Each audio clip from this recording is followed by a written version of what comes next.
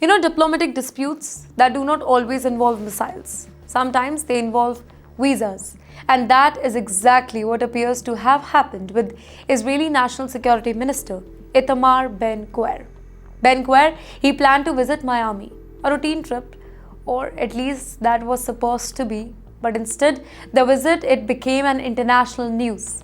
Reports suggest that Mr. Gvir, he faced additional scrutiny during a visa process, including biometric requirements and further vetting procedure.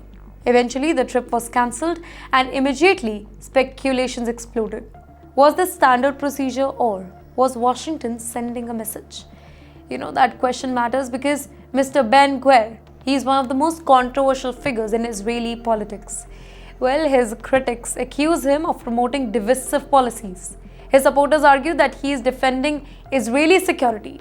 Either way, he has become one of the key figures. And that means even a visa issue, it quickly turns into a diplomatic story.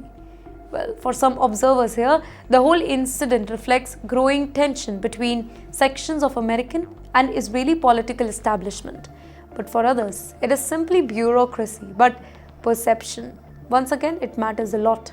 Because in politics, people often pay more attention to symbolism than paperwork. And the symbolism here, that's powerful. A senior Israeli minister unable to complete a planned US visit. Well, at a time when questions are already being raised about the future of US Israel relationship. What if the consequences of October 7th attack, they are no longer limited to West Asia? What if the effects, they are spreading far beyond Israel, Gaza and Lebanon?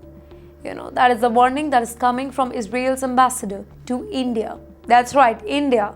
According to the envoy, Israel has been monitoring what it believes to be Hamas-linked activity in Pakistan and Bangladesh. The claim is significant because it suggests concern about extremist networks. They are no longer confined to one region. Instead, they may be spreading across multiple countries. The ambassador argues that the extremist organization could view the October 7th attack as a model for future operations elsewhere. And that possibility, it is creating concern. Not just for Israel though, but for countries, including countries in South Asia. The envoy says Israel has many concern with Indian authorities and encourage continued cooperation on security issues. And now these claims are likely to generate debate. Some will argue that they highlight a growing security challenge. Others will question the evidence. But one thing is certain here, the issue has now entered the diplomatic conversation. And whenever this particular word, extremism or regional security, it appears, well, it becomes part of a discussion and it grabs attention from the globe because the consequences, it can extend far beyond the borders. And if Israel's concern, it proved correct, the whole implication could be significant for the entire region.